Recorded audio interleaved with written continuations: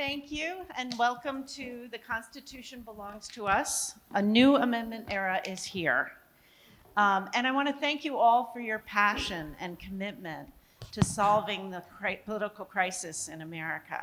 My name is Julie Brogan. I'll be moderating today's session, and I'm with the legal team at American Promise.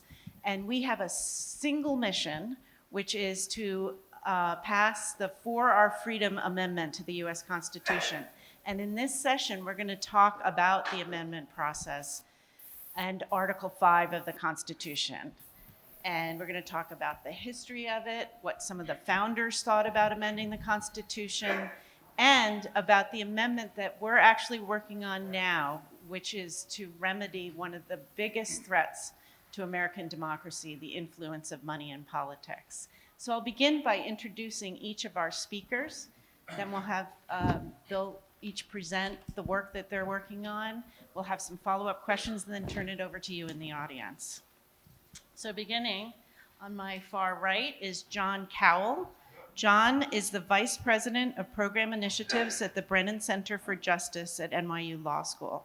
His area of expertise includes constitutional reform and judicial independence.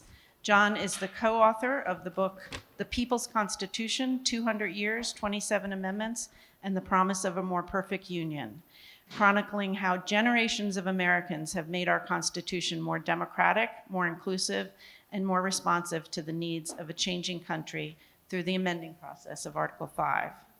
And to my right is Jesse Wegman. Jesse is a member of the editorial board of the New York Times, where he spent the last decade writing about the Supreme Court, the intersection of law and politics, electoral reform, and the future of democracy. His book, Let the People Pick the President, The Case for Abolishing the Electoral College, was published by St. Martin's Press in 2020. He is currently at work on the first mainstream biography of James Wilson, arguably the most influential and certainly the most democratic founding father of all. And to my left is our youngest panelist, yet remarkably accomplished. We have Maia Cook, who is a third-year undergraduate at Yale University and originally from the state of Kentucky. In the last 2 years, she has given a TEDx talk about Citizens United, testified in favor of state-level campaign finance reform, spearheaded campaign finance research in the Yale Department of Economics, and hosted bipartisan conversations about democratic accountability with lawyers and public intellectuals, including Floyd Abrams, Eric Holder, and Noam Chomsky. And this summer, she worked as a research intern for Open Secrets, and after college, hopes to attend law school. Welcome, Maia. And finally, we have my colleague, Jeff Clements. Jeff serves as the president of American Promise. He has practiced law for 3 decades in public service and private practice. And Jeff has been a partner in a major Boston law firm and served as the Assistant Attorney General and Chief of the Public Law Enforcement Bureau of the Massachusetts Attorney General's Office. Welcome, Jeff. Thanks, Julie. And so let's begin with you, John, and provide some historical context drawing from the lessons of your book, The People's Constitution. Thank you. Thank you, Julie. And thank you, Jeff and Julie, for having me. Is your mic on? Oh, can you hear me? Yeah. Okay. I'll hold it up. So it's great to see so many people in the room, and you may be asking yourself why we're here.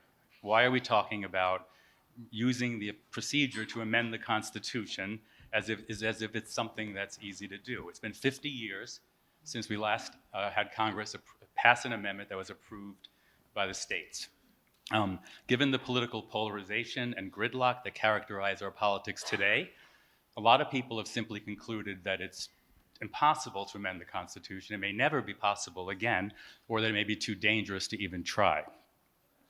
But how can amending the Constitution be impossible if past generations managed to do it?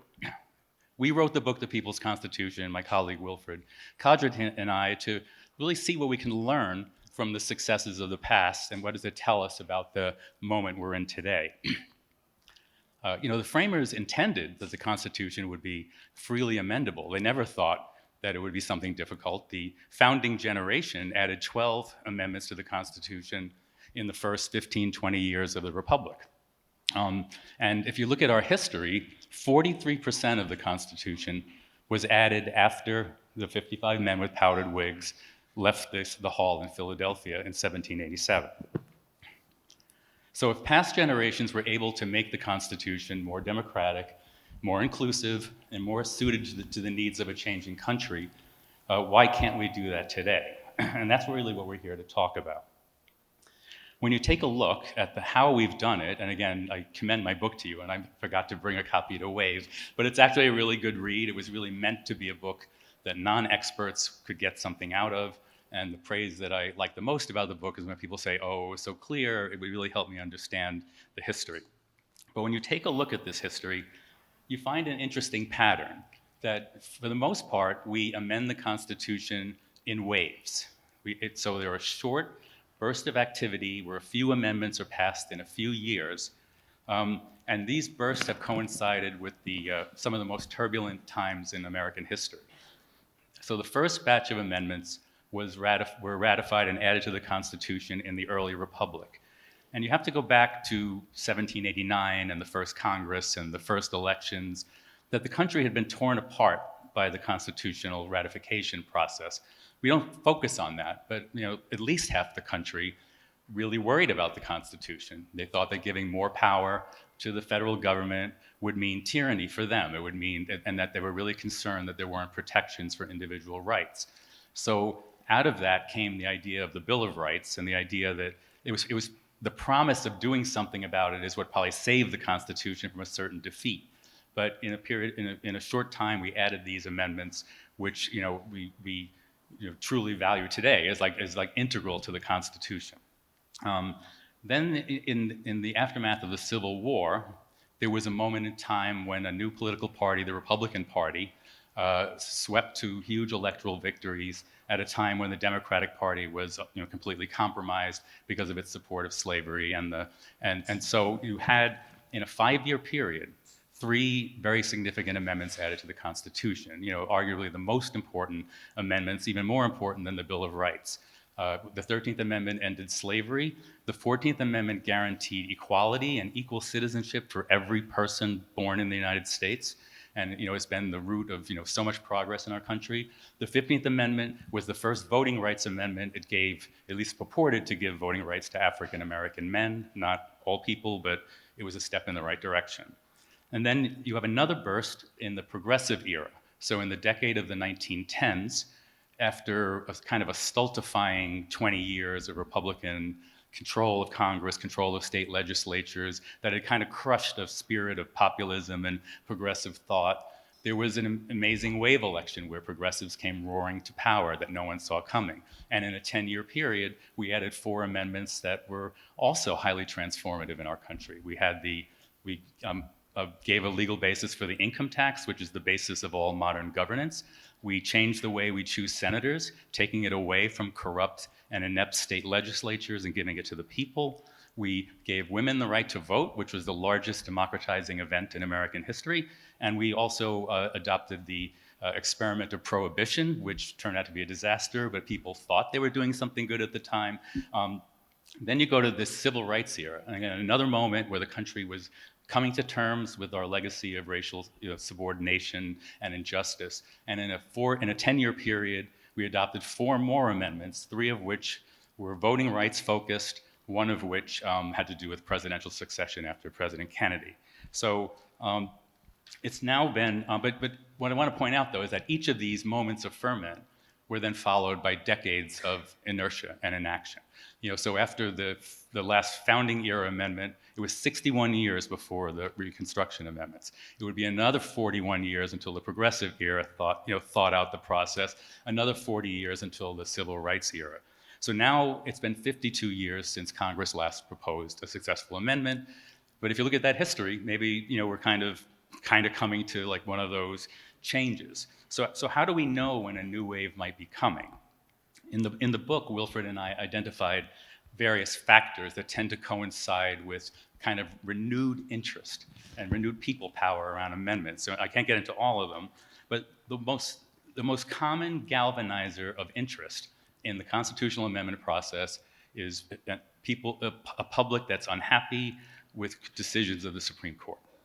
And this may sound familiar to many of you in the room, but it turns out that 7 of the 27 amendments, 1 in 4, were basically added to the Constitution to correct the Supreme Court when they made a decision that didn't have public support. Another galvanizing factor, and it's kind of counterintuitive, but it is partisan gridlock.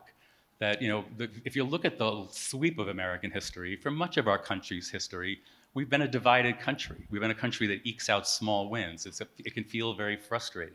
But then there are these moments where the fever breaks. Usually there's like a falling out in one political party, and then suddenly there's like a wave election that lifts, like a new coalition.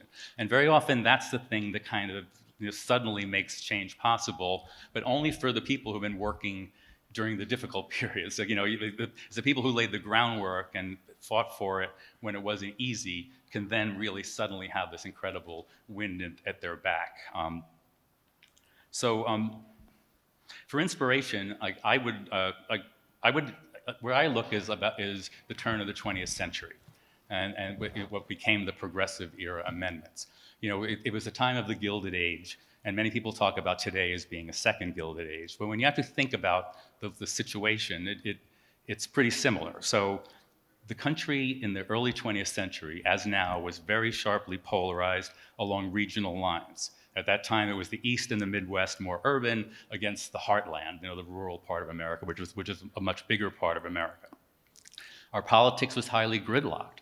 Throughout the late 19th century into the 20th century, control of Congress went back and forth. Presidential elections were very closely contested. In that era, just like now, there were 2 elections that awarded the presidency to a candidate that had not won the popular vote.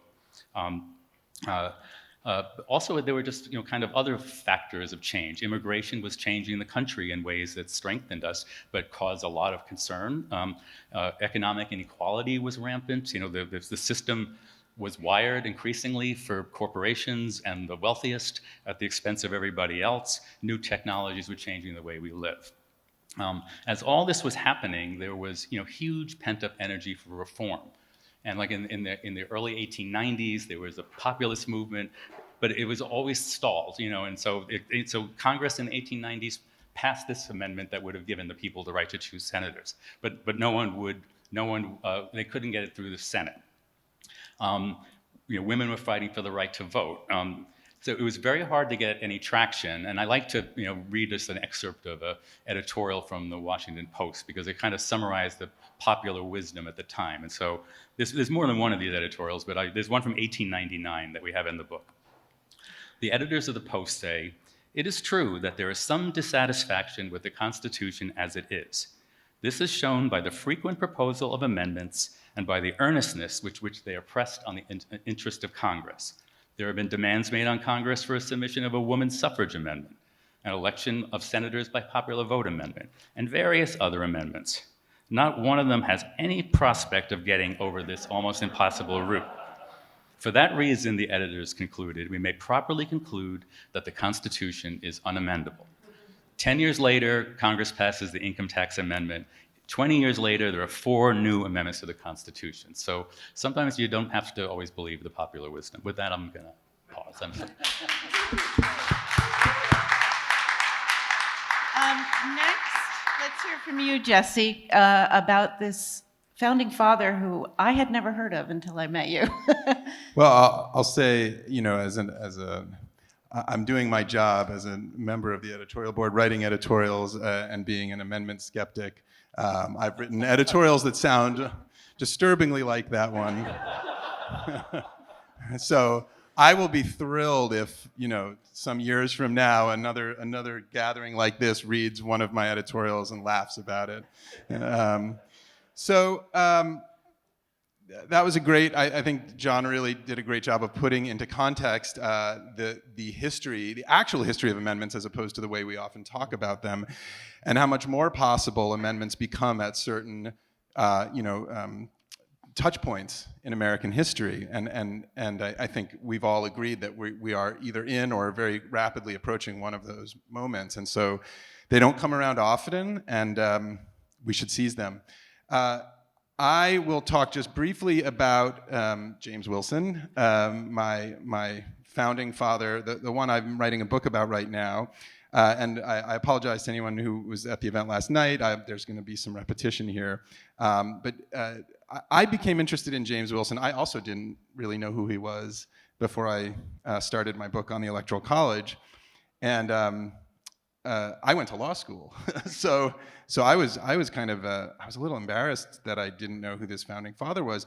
But it turns out he was one of the most important people at the founding, both in terms of the Declaration of Independence and the Constitution. He was one of only 6 people to sign the Constitution and the Declaration of Independence. He was a Scottish immigrant. He came here from Scotland in the 1760s, so right as the kind of ferment of revolution is building. And he had been born to a poor farming family, grew up in a religious household, and was expected to join the clergy, but he rejected it for a life of politics and the law. And by the time of the Constitutional Convention in 1787, Wilson is the most famous, the wealthiest, and the most respected lawyer in America. And he ends up taking a leading role in the drafting of and the shaping of the Constitution. He then takes a leading role in getting it ratified in Pennsylvania, which was his adopted state. And Pennsylvania is, by all accounts, the key to getting the Constitution passed. It was the biggest state the first big state to ratify it. And I think there's general agreement among historians that once Pennsylvania ratified it, the rest, it was sort of dominoes. And Wilson was central to that effort. What I'll say about James Wilson is I think his worldview was so far ahead of anyone else at the convention or any one of his peers of that era in terms of his understanding of what democracy could be, which aligns much more with the way we think about it today. It was based in the concept of political equality. He was a big fan. They didn't use the term proportional representation or one person, one vote, but that was the essence of his argument. He couldn't abide the idea of a Senate that was based on state equality. He thought states were absurd, artificial constructions that shouldn't have any equal weight in any form of governance. He thought the only proper measure of political power was the individual person. And so if there were 40,000 people in one state and 10,000 people in another, the first state should have 4 times as much power in any communal government. Wilson came to my attention because when I'm writing the book on the Electoral College and reading about how it gets adopted at the Constitutional Convention, Wilson is the only person who stands up and argues forcefully for a popular vote for president. And I thought, who's this weirdo, who's kind of promoting things that nobody else is in agreement with? He eventually wins over several of the other delegates with his arguments. But of course, as we all know, he didn't win the war. And I think part of what was driving his intense attachment to things like a popular vote for president, a directly elected Senate, by the way. So when I say he didn't like the Senate, he didn't like that the Senate, he certainly didn't like that the Senate existed at all, and that there was going to be there was fight for having equal state representation, but he also didn't like that it was being chosen by state legislatures, which was the proposal that was getting the most support. He wanted it to be proportionally representative, and he wanted it directly elected. So how does this guy from Scotland come up with all these ideas? He founds his entire worldview on something we today call popular sovereignty. And I think that is a really important concept when we're thinking about what it means to take control of our own founding charter. Popular sovereignty is the idea, in short, that the people are the source of all political power. The people, not the government, not the Constitution, not the states, not the president, the people, and that all political power begins with them and forever remains with them. And this is, I'm going to read you just a quote from something he said when he was at that Pennsylvania ratifying convention trying to convince his fellow statesmen to adopt the document he had just drafted. He said, "The supreme, absolute, and uncontrollable power remains in the people. As our constitutions are superior to our legislatures, so the people are superior to our constitutions." And the conclusion of that, the natural end point of that is, and this is his words, the people may change the constitutions whenever and however they please. This is a right of which no positive institution can ever deprive them. This is known today as the revolution principle, the idea that we basically have it within our power to change the Constitution, to change the manner of our governance at any time when it doesn't please us, when it doesn't work for us. And I think that's a really bracing idea when contrasted with the way I think most of us today, including myself, look at the situation. As John articulated nicely, we're in a moment where it feels like we're in stasis. There's no way to change the Constitution. Article 5 puts up these extremely high anti-majoritarian hurdles, 2/3 of both houses of Congress, followed by 3/4 of the Senate, of the states. But I think when we remind ourselves of what someone like James Wilson said and thought, and we also remember another point John made, which is that the founders, including Wilson, fully expected the Constitution to be amended constantly. They thought it would happen all the time. There's lots of great quotes from them about this. Gouverneur Morris, who was also one of the leading founders in Philadelphia, wrote to a friend in about 20 years after the convention, and he said, "We did the best we could. We expected the generations after us to fix our mistakes," basically.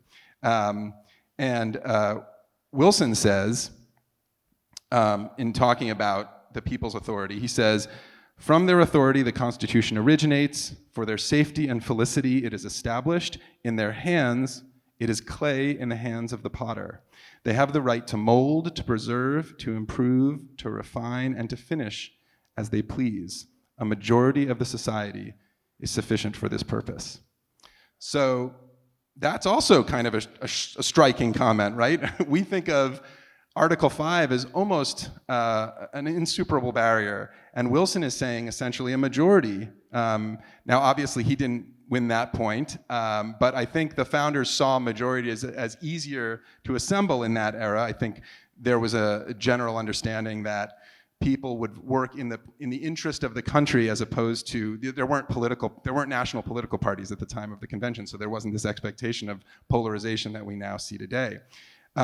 So Wilson had this theory of popular sovereignty, the power of regular people to take control of their constitution and change it when it wasn't working for them, and he believed that majorities could do that job. And the last point I just want to make about Wilson is he was a great fan of deliberation. So it wasn't just majorities pushing through whatever change to the Constitution they wanted. It was people coming together, talking to each other, as they did at the state ratifying conventions in the late 1780s, and coming to an agreement that at least a majority of them could live with. So I think those ideas and those sort of guiding lights of Wilson's own era really can help inform our own way of thinking about the Constitution, and I think and constitutional change. And I think an important reminder of this is that when amendments are adopted, when they do become a part of the Constitution, it is because enough people have agreed that they are part of the Constitution. There was a really fascinating paper that came out in the last year or two by a couple of law professors looking at the history of each amendment and how it was actually passed. And what their conclusion was that we think Article 5 poses these two kind of almost impossible barriers. And they said, no, in fact, when you look at the history of each amendment, every single amendment, without exception, was arguably in violation of some component of Article 5. So why do we have 27 amendments to the Constitution? If all 27 may be in violation, should we have 0 amendments to the Constitution? The answer is that Article 5 is ambiguous, and also that when enough people agree that an amendment is acceptable or is desired as part of the Constitution, it becomes part of the Constitution. I don't mean to sound glib about that, but it's actually kind of an exciting idea.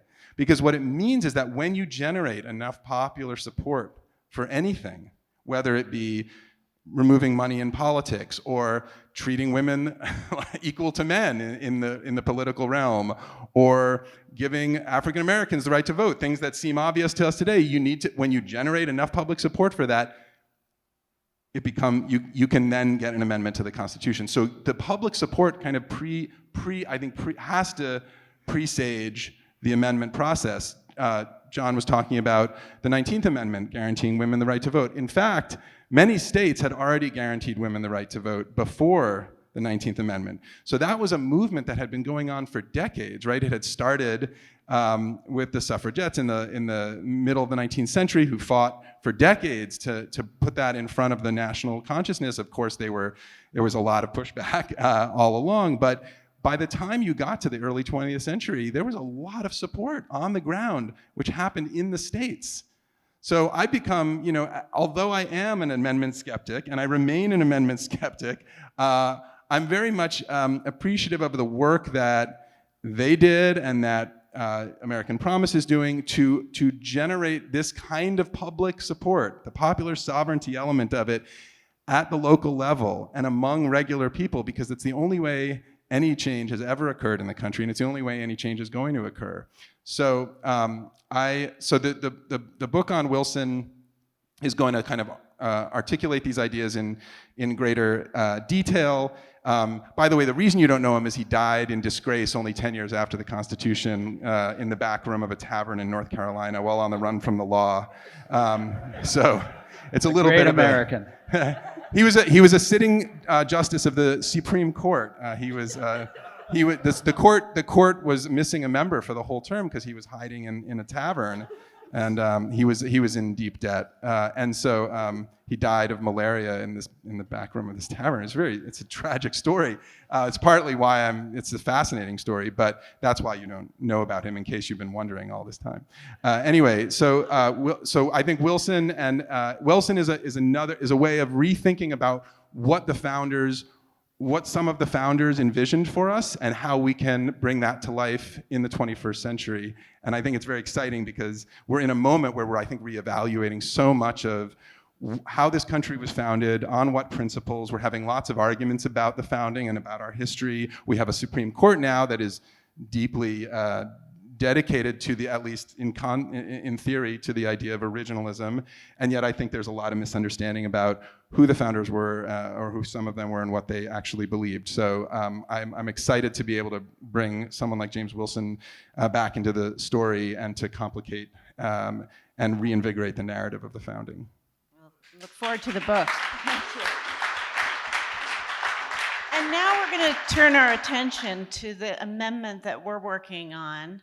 And since it concerns the problem of the influence of money in politics, I'm going to turn it over to you, Maia, and ask how you came to view this issue as central and that there was a structural problem in our politics. Oh. You got one. Oh, okay. Okay, it's not working. Okay. I'll take yours. All right. Well, first of all, I would like to extend my extreme gratitude for having the opportunity to sit up here among such brilliant minds today. I don't think the thing that differentiates all of us here is age or my lack of a law degree. I think it's we have John, Jesse, Julie, and Jeff. And my name starts with an M. So ultimately, that's what divides all of us. It's not age. It's the fact that my name is Maia, and we have John, Jesse, Julie, and Jeff. But all of that aside, my story with money and politics is a little bit different from everyone up here today, because mine began in a small public school classroom in the middle of Kentucky just a few years ago. So I imagine most people here heard about Citizens United maybe on the news in 2010, but I can't say the same because I was 7 years old and I was concerned about much more important things than Supreme Court politics. In fact, I don't even think I knew what the Supreme Court was. But when I did actually hear about Citizens United, it was in a poorly taught AP government class in high school. And to me, the concept of money as political speech was not intuitive, and neither were concepts like corporate personhood. The idea that the Constitution protected artificially incorporated entities in addition to natural persons was really confusing. And Citizens United itself, I mean, just think of the name, it sounded like an incredible misnomer. So like any other kid, any other teenager with an unsolvable question, there was only one thing left for me to do, and that was to go onto the internet and to talk to strangers. So, while this is not a practice that I would endorse, this is what ultimately got me started on this incredible journey that's brought me here today. But I asked strangers, I said, what is so dangerous about Citizens United? My follow-up question being, what are potential avenues for campaign finance reform? So skip forward a few years, and I'm still asking these questions, though not to strangers on the internet anymore. And I've been doing empirical and qualitative research about the effects of Citizens United on public policy at my school. And I love doing research on money and politics because I often feel like a biologist. I get to track the pathogens of the body politic, or I get to put our political system under a microscope and see what kinds of viruses and bacteria light up. I'm no biologist, so please don't quote me on this. But I've learned that just the more I understand about money and politics, the more confused I become. And I often wonder if this is a symptom of being someone who is young in this field, or the symptom of being a student, but I would almost conjecture that this is a sentiment shared by anyone, any age, who studies money and politics. And this, to me, I think, is because money and politics is such a dynamic subject. Not only are laws constantly evolving, but as laws change, all sorts of legal loopholes emerge. There's this fantastic concept called the hydraulics of campaign finance, which suggests that if we think of corruption like water, once you close one outlet for corruption, it will naturally flow to the next loophole. There are also constantly new players emerging in our money and politics equation, many of which are anonymous, as you know. And this information asymmetry between what the public knows and what is actually going on behind closed doors makes tracking political influence in academics' worst nightmare. And I say this as someone who is trying to track political influence. Now, John and Jesse did a fantastic job summarizing the history of constitutional reform and some of the origins of popular sovereignty. That said, there are still some things I would like to highlight and emphasize just based on my experience talking to other people, both my age and older than me, about money and politics. So I think the first big misunderstanding about money and politics is that a lot of people tend to think that Citizens United was the first decision to kind of open the floodgates of dark money and politics, but this is far from true. Campaign finance laws and jurisprudence, both the good and the bad, date back nearly 2 centuries ago. And even before the emergence of modern political campaigns, the concern about corporate hegemony over political life and concerns about class elitism were already long-standing subjects of public discourse and discontent. So even though our founding fathers did not foresee the creation of super PACs, they did foresee the limits of popular sovereignty in an elite-based legislature. And then we jump forward into the modern day, and we get decisions like Buckley v. Vallejo, Citizens United, which I heard about when I was 7, or did not hear about, and McCutcheon, and all of which in some way presented massive steps backwards for what we've discussed to be as political equality. In the majority opinion of Citizens United, Justice Kennedy maintained that uncoordinated or independent spending did not have the ability to corrupt, unlike other forms of political spending. The majority opinion also maintained that there is not a compelling governmental interest to eliminate the distorting effects of corporate spending. And to any experts in the room, I'm referring to Citizens United overturning Austin v. Michigan Chamber of Commerce. Now, I often wonder if people like Justice Kennedy and other people involved in these Supreme Court decisions look back at their work and just kind of, I don't know, question their previous rationales, and maybe even if they regret it. So with this question in mind, I decided that I wanted to start an oral history project, a nonpartisan one where I could talk about plutocracy and Citizens United with all sorts of players that contributed to this history of money and politics that we're all gathered for here today. So just 2 weekends ago, I live in Connecticut. I took the Metro North down to New York to meet with Floyd Abrams. And And Floyd Abrams, alongside Theodore Olson, represented the appellant in the Citizens United decision. So in other words, he was Mitch McConnell's attorney. And he's 87 these days. And I just wanted to ask him about, first of all, the experience of debating Citizens United and maybe if he even had any regrets. And after a long conversation, it was an excellent one, full of civil discourse and some disagreements, he made one admirable concession, one that even surprised me. And he conceded that big money in politics has the ability to tilt the political pendulum away from policies that benefit lower class and marginalized Americans. He argued that this reason alone is why we need stronger disclosure measures, stronger transparency, which we rarely see enforced due to a culture of impunity prolonged by the FEC and multiple other reasons. I think what so many people across all generations, not just my own, don't realize is that the issue of dark money or the issue of corporate lobbying in politics, it transcends just about every aspect of our day-to-day lives. Dark money, I always like to argue, is not about red or blue. It's about who gets access and, in return, who gets control over the policy agenda. So, in other words, dark money, as we all know, it affects who gets access to insulin, for example. It affects welfare policy. It affects how we approach the energy transition, healthcare, racial justice, and more. So it's necessary then to revisit the jurisprudence we have in place, which keeps campaign finance out of the hands of the public. So whether it's through a constitutional amendment, reforming the FEC, or even somehow creating a class-balanced legislature, we need change. We need to protect popular sovereignty. So, thank you.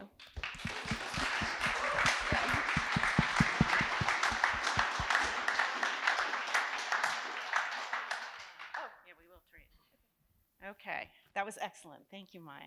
So Jeff, why don't you talk about American Promise and the 4R Freedom Amendment? American Promise and the 4R Freedom Amendment. All right, you've come to the right place, folks.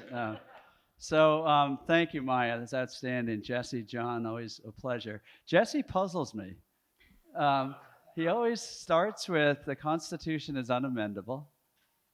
Then he takes me through this wild ride about how awesome the amendability of the Constitution is, says how much he likes that, and then finishes with the Constitution is unamendable.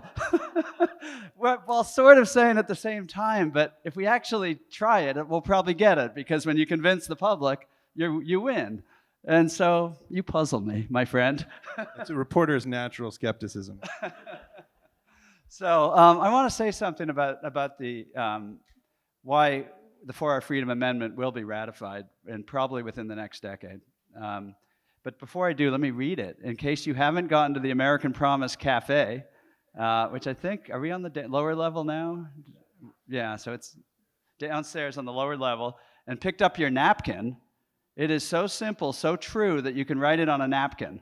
All right, and I'll just read it. This is going to be in the Constitution if we do our job as citizens of this republic. Section 1, we the people have compelling sovereign interest in the freedom of speech, representative self-government, federalism, the integrity of the electoral process, and the political equality of natural persons. We the people have those interests. Section 2, nothing in the Constitution shall be construed to limit nothing in the Constitution shall be construed to forbid Congress or the states within their respective jurisdictions from reasonably regulating and limiting contributions and spending in campaigns, elections, or ballot measures. Section 3, Congress and the states shall have the power to implement and enforce this article by appropriate legislation and may distinguish between natural persons and artificial entities, including by prohibiting artificial entities from raising and spending money in campaigns, elections, or ballot measures. So that's it. And it transforms the world, in effect. It doesn't just overturn Citizens United. It goes back to Buckley. Maya's quite right. And to me, as a lawyer who did a brief in the Citizens United case, who went out to Montana to help defend Montana anti-corruption laws after that, who did not set out to be amending the Constitution, but actually litigating in the courts, which I deeply believed in and believe in for my career, I have to say that the lawyers screwed it up. We've had 50 years of lawyers and judges trying to deal with this problem, and that's a mistake. For the first 200 years of American history, we had plenty of anti-corruption laws. We had plenty of limits on money. 1867, you had a law that prohibited people who worked in the Civil War Navy yards from making contributions because of the dangers of corruption. Corporations have been prohibited from spending money in federal elections since 1912, I think. Unions in 1948. We've had all those laws. Never once did the Supreme Court even entertain an argument for the first 200 years that any of them violated the First Amendment.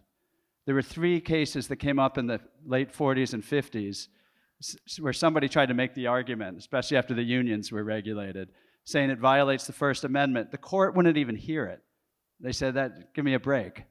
So 200 years, that was the rule. And then we got Buckley versus Vallejo with the post-Watergate reforms. And the first time in American history ever, they considered the issue. First time in American history, they overrode the law passed by the representatives of the people. And this was a law that passed by something like 300 votes in the House, 98 in the Senate, signed by President Nixon. This was not some kind of radical, temporary measure passed when, the communists temporarily held a majority or something. This was overwhelming consensus of American people, and the Supreme Court stepped in for the first time ever to say, no, you can't do that, violates free speech. Read the First Amendment. There's nothing in the First Amendment about freedom of speech and money. They totally created this new theory. I think they realized they made a mistake, and they tried to keep adjusting, and that just caused more confusion. It was a field day for lawyers, by the way.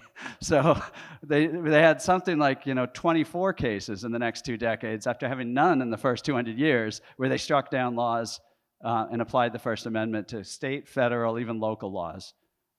So this is new and radical, relatively speaking, in the American experience. It's been unpopular what the court has done from the beginning. It was an elite inside game of lawyers and judges, while Americans are generally pushing for more and more, we got to deal with money in politics throughout this time period. And so then came Citizens United, where I think they thought, well, we'll just simplify it and just say, okay, lawyers, you don't even have to make the argument. Everything's gone, right? We'll just open the floodgates. And now we're living with that. This constitutional amendment resets. It's not new, it's not radical. It protects federalism. It protects basic constitutional values, and it puts the decision-making back in the hands of the people.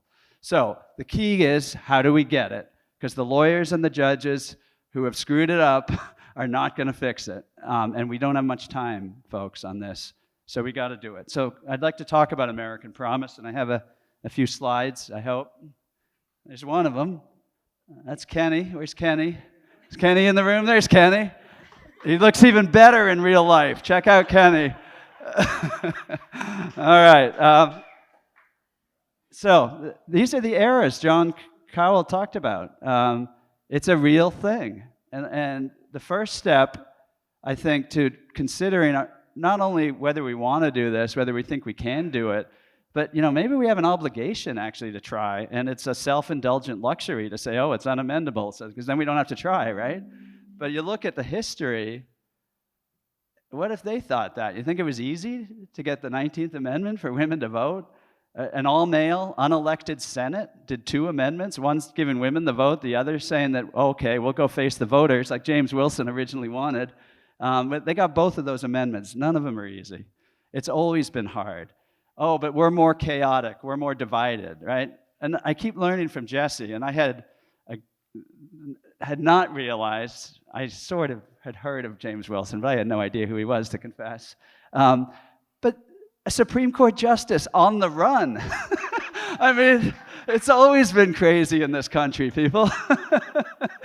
Those are the conditions that we live with. So let's set about to do what we have to do. If the country needs the 4-Hour Freedom Amendment, we have no excuse. Division, political violence, Supreme Court craziness, it goes with the territory, and we have to work in that environment. Okay, so how do we do that? Well, first you got to be lucky to have the moment come in, and so I think Maia is very lucky to be at the beginning of an amendment era that some of the older folks in the room actually voted probably for legislators who passed the 26th Amendment so 18, 19, and 20-year-olds could vote. That was in our lifetime. That was 1971. Now here we are again, 50 years later, that cycle continuing, and I think Maia's probably going to see 3, 4, 5 amendments in the next decade or so. I hope so. I know you'll see one of them, the 4-Hour Freedom Amendment. So the question is, are we in one of those times? We'll never know for sure till you're through them. You don't see them when you're in the middle of it, right? But you know it on the other side of it. So the question is, how do you get ready? As Jesse said, or maybe it was John. I keep wanting to get Jesse in support of the amendment. So, but I think John said in these historic periods, if the work has been done, what seemed like it was impossible, suddenly you have the wind in your sails. And I guess I was thinking of Jesse because this notion of once the public is convinced and it's consensus, there's almost no Article 5 barrier that can stop it because the public will just assume, well, no, it's in the Constitution and done. And I think that's a kind of era we're in, but we don't know. But what do we do know? We do know what we can do. We do know that we will be ready when the moment comes to get our vote. I'm going to go back to that. I got ahead of myself. Okay, here we go. We're going. That was an important slide. How do I get back there? There we go. All right. This is the United States, of course. And emphasize the states in that word, United States. Because I guess this is where some of us might disagree with James Wilson, that the states do matter. I'm not sure we'd want California, Texas, and New York to really have that level of population writing the laws that will affect people in 30 states maybe who don't have those kind of population densities. But whatever your views are on federalism, this is the country we have, this is the Constitution we have, and it is actually a part of how we amend the Constitution. Gloria Steinem said when we were setting out to launch American Promise's 10-year plan in January 2016. We talked to Gloria Steinem about the ERA. We talked to people who passed the 26th Amendment. We took lessons, and she said one thing we shouldn't have done that hurt us on the ratification of the ERA is we focused on Congress. We powered through Congress. We started through all the states, and we weren't organized in the states. We had neglected the state work so that the opposition was able to block it in the states. And the people who won amendments said the same thing. Forget Congress for a while. The work is in the states. And I think it's partly because that's where you convince people and people learn about it and they get involved in it. But it's partly how you change the political conditions on the ground so that you actually begin to elect people who don't see this constitutional amendment as constitutional or radical or problematic, but see it as politically popular and a good idea. And that's what we are doing. So this map has 22 red dots. Those are 22 states that have formally passed resolutions calling for passage and ratification of a constitutional amendment like this. And what we need, of course, is a vote in Congress of 2/3 vote, 290 votes in the House, 67 in the Senate, and then we need ratification in 3/4 of the states. That's 38 states. We call this ready to ratify. Get the states ready to ratify. They'll start giving either cover, enthusiastic support, or punishment to the members of Congress who aren't on board because the people of that state will be on board and want it. That's what's happening. That's how we work, and it's working. We're building support in Congress. We're building support in the states and creating the conditions to get this amendment ratified. We didn't invent this. Every one of the amendments, this is how it happens. So I'm going to get a little bit into our grassroots model and our work, and tomorrow, and Julie will share more details. We have some panels over the coming days about how everybody can get in this work. But before I do, I stole the quote from John from the Washington Post about the unamendable Constitution just before we had a century of 12 amendments, and then he changed it a little. I had it as 1904. There's two different ones. Okay, all right, because I got it from your great book. But it's a really important point. The Jesse Wegman of the time. The Constitution is unamendable, 1899.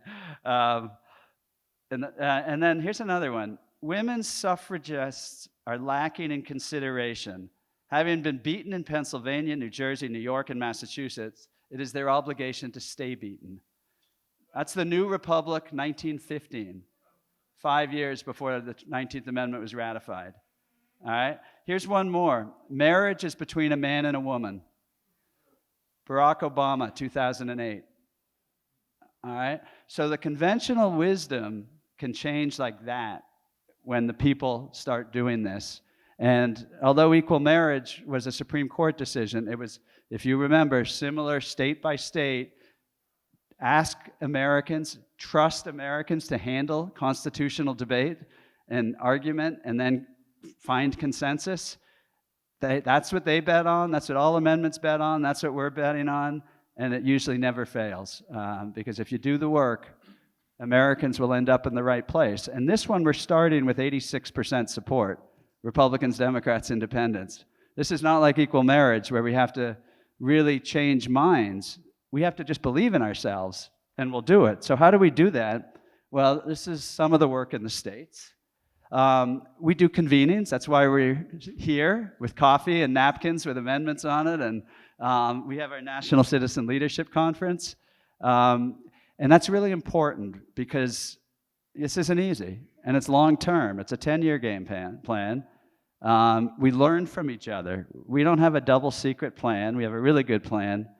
Some of it we don't advertise, so our opponents don't know everything about what we're doing. But we learn from each other. The language of this amendment came out of town halls we did all over the country, and it got better and better the more we heard from people and had rooms like this. So getting together in real life, comparing notes, getting inspiration, getting a sense that, hey, I'm not alone out there. I'm not going to Citizen Lobby Day all by myself.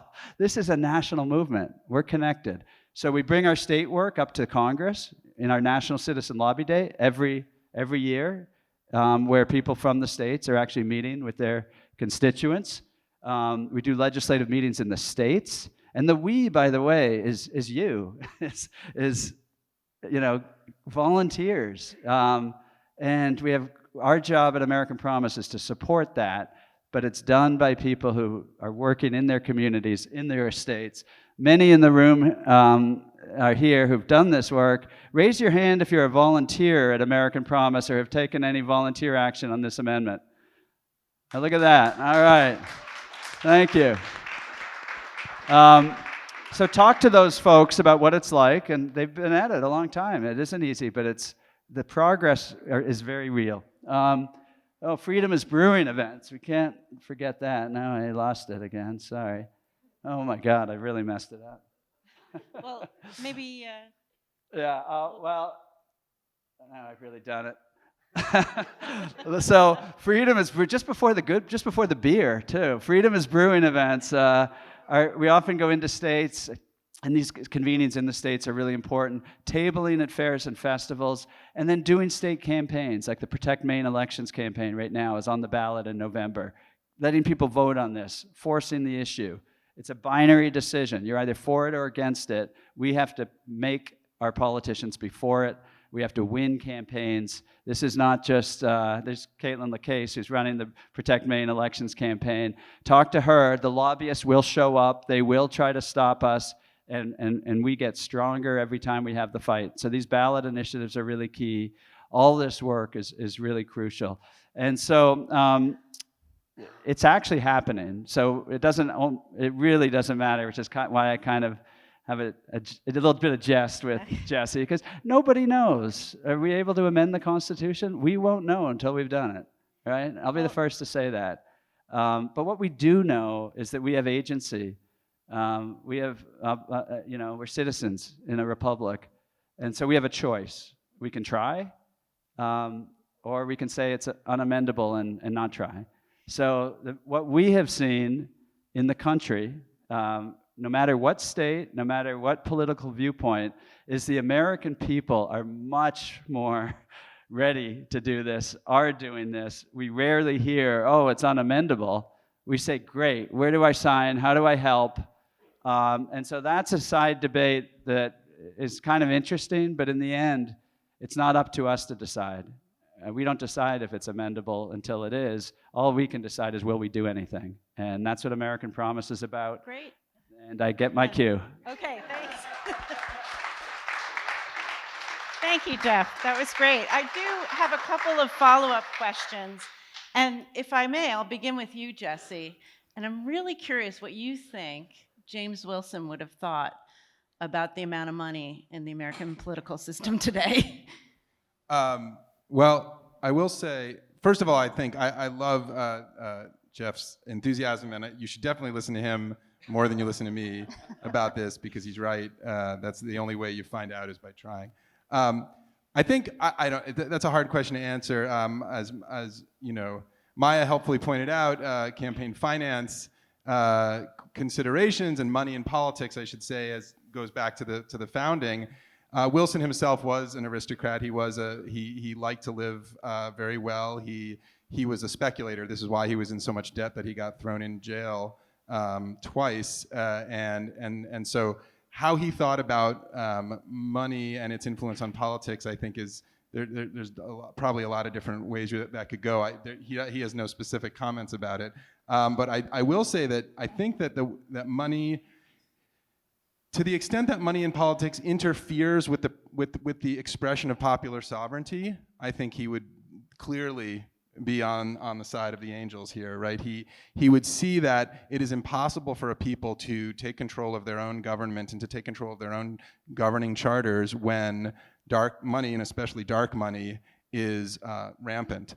And so I think that in that respect, I think it would be very clear to him that wouldn't be acceptable as a way of running a republic. I also think his commitment to majority rule is another example of how he would not be okay with the way money in politics works, because it effectively thwarts majorities, right? We have overwhelming majorities in support of all kinds of things in this country that are blocked by extremely small and wealthy constituencies and interests and special interests, lobbyists. Jeff's example is one, right? 86% across the board, universal background checks. The most basic, gun regulations, overwhelmingly supportive, but you have some very powerful interests who have a lot of money who have essentially stopped that from happening. So I do think that when you get money out of politics, you can return to a sort of popular sovereignty and a majority rule system that can much more accurately and quickly express the will of the people, and that I think would be Wilson would be very happy with that. Well, thank you.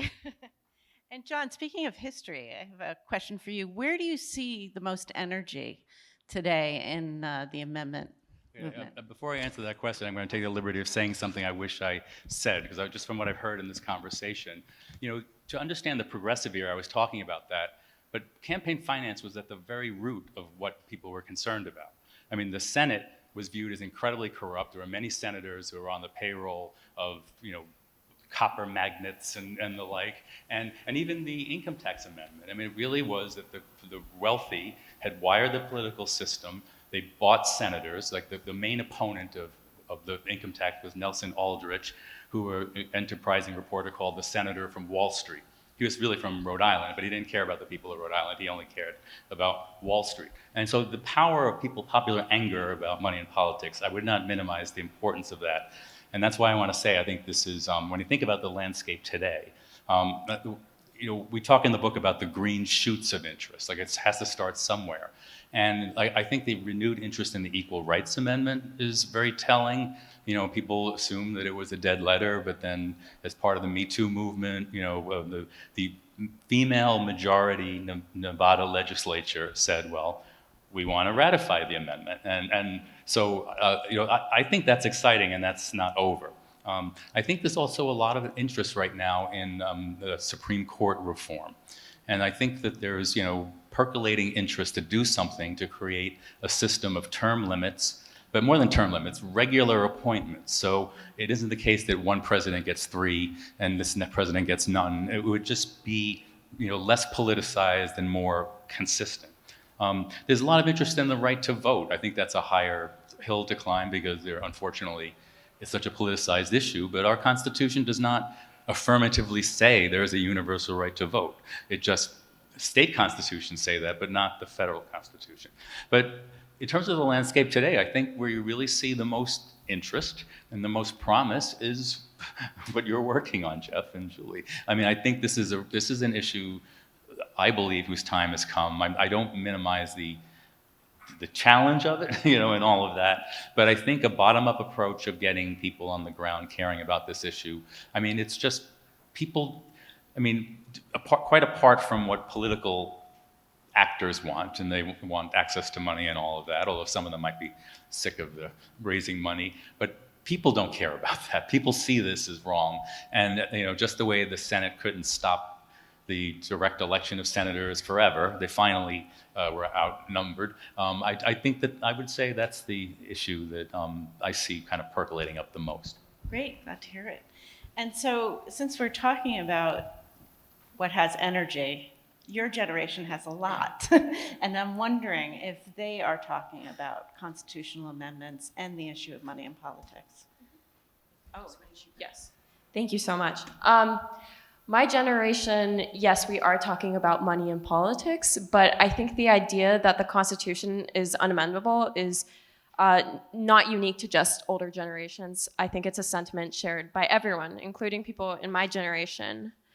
I think the most agency that people feel, my age at least, over the Constitution is our ability to change legal interpretations of it through judicial activism. But the good thing, like I said, is that the public does know that money in politics can be a problem. But the bad thing is, as we've been saying, is that most people believe that fighting dark money is like hurling a pebble at some impossible Goliath. Before introducing reform efforts, I think it's important for us to build a facts-based narrative about money in politics for the public to follow. That's why the work of reporters and think tanks is so important in this fight. We're also going to need public leaders and academics to prove that money in politics is something that applies to people that identify as apolitical or even just apathetic. So to me, that's a far more important gap in this fight than the generational one. So apathy. oh, great. Thank you. So we're running out of time. I think we've ran out of time. But are you free to stay for a few minutes and take some questions? Okay, so why don't we open it up and see if anyone in the audience has a question.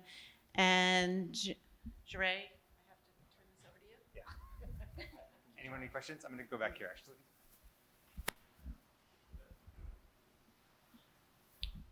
Okay, thank you very much. Jonathan Elliott for the Nonpartisan Harmony Research Group and our Omnibus Agenda, which we call the Answers to Everything, or A2E for short. Our group has recommended a lot of changes to the Constitution. I was going to say several, but it's actually a lot. We recommend a lot of changes, and several of them involve the structure and processing of the Supreme Court.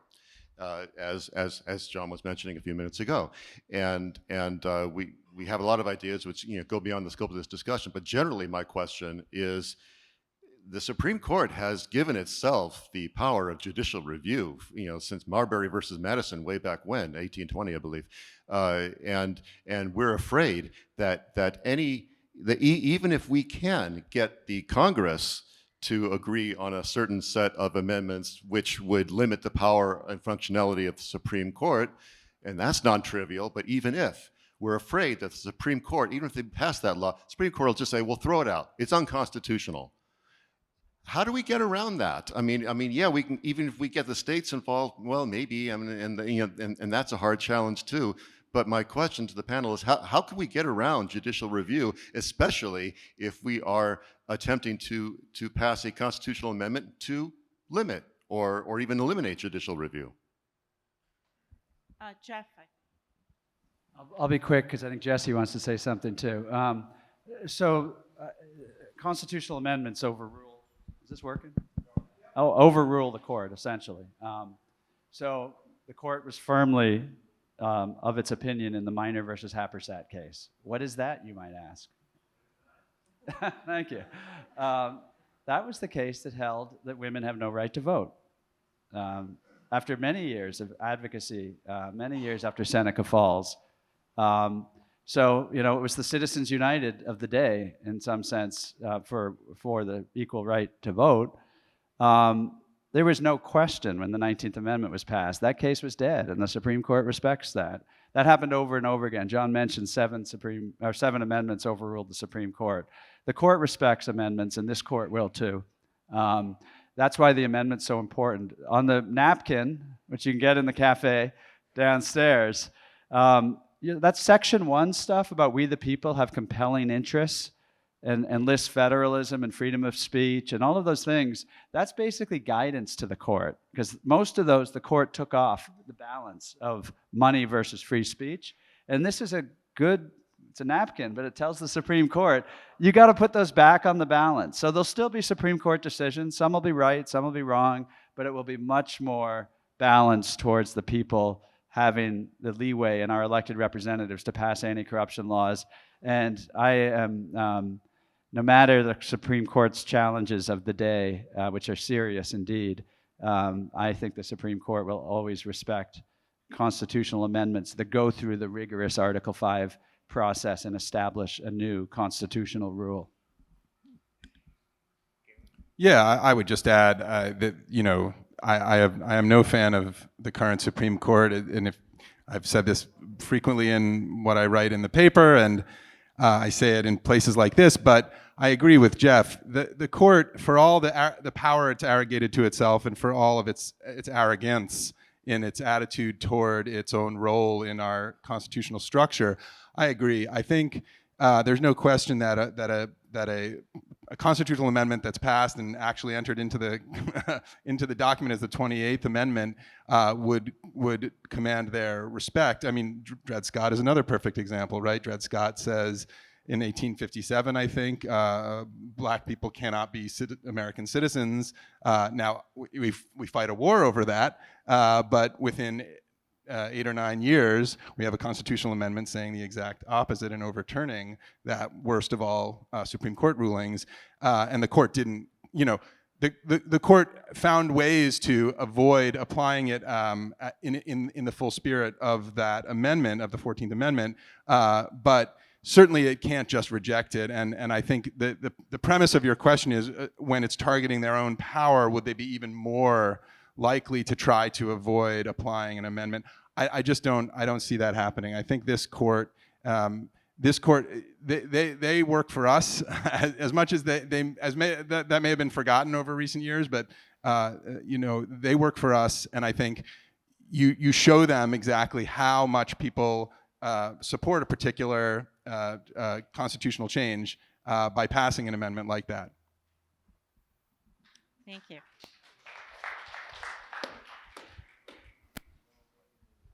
Thank you for this fascinating panel. I've literally generated like a list of questions, but if Article 5 makes things so difficult, why hasn't there been any movement to actually amend Article 5?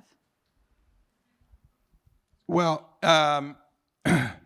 it's a good question. There actually have been conversations about how to change Article 5 and make it make it easier to clear those hurdles. Certain parts of the Constitution are, by the Constitution's own terms, unamendable. Or effectively unamendable. So one example of that is the Senate, which to change the makeup of the Senate would require the accession of every state, and you can see how that would go. So the Senate is essentially untouchable. And there are arguments over what elements of Article 5 might also be effectively unamendable. But I think that it's a fair question as whether the framers got that calculation wrong. I think when you had a country as different as theirs was from ours, you could see how they might have come, you know, those numbers that they came up with are somewhat arbitrary, but they were trying to make it so that you couldn't just change the Constitution on a whim. But I think it's clear to us today that 27 amendments over the course of 250 years is insufficient. So I think it's a good, that is also a good target. I would just add that, you know, can you hear me? I would just add that in the Federalist Papers, there's this notion that that it was designed to make the Constitution not too mutable, where we changed a lot. And the fact is, they worked out a lot of difficult compromises, and they didn't want to see them undone, but they also didn't want it too rigid and too unable to change. I think there's an argument that they kind of maybe just didn't hit the right formula. And this has come up in our history where people have suggested this, but people also get nervous about how easily amendable do we want the Constitution? Because it's not just our ideas getting in, but other people's ideas getting in. But a conservative, someone who came out of the Trump administration named Sarah Iger, I think you pronounce her name, she wrote an op-ed saying that we should have an amendment to lower the threshold to 2/3 ratification. And, I think or maybe 60% of Congress. That's the kind of conversation that could bring people together to talk about whether there should be a different approach. And remember, the one avenue we haven't discussed here today is the Constitutional Convention approach, right? So Article 5 also provides a different avenue to amending the Constitution, which is a new constitutional convention. Now, we are far closer to the calling of a new constitutional convention than I think most people realize. We're about 2 states away, because states for the last 30 years have been passing their own calls. It's about 7 states away. There's not only 7 away. Yeah, some states have withdrawn. A few have withdrawn. Okay, we're not on that. But we're closer than I think many people realize. And calling a new constitutional convention would allow for any number of amendments to come up for a vote. They would still have to clear that 3/4 hurdle in the states, which is a serious hurdle in this era, right? It's easy to think of 13 states that would block anything, but they would have to clear those. But it is a different mechanism that does not go through Congress and the sort of dysfunction of Congress that we all see today.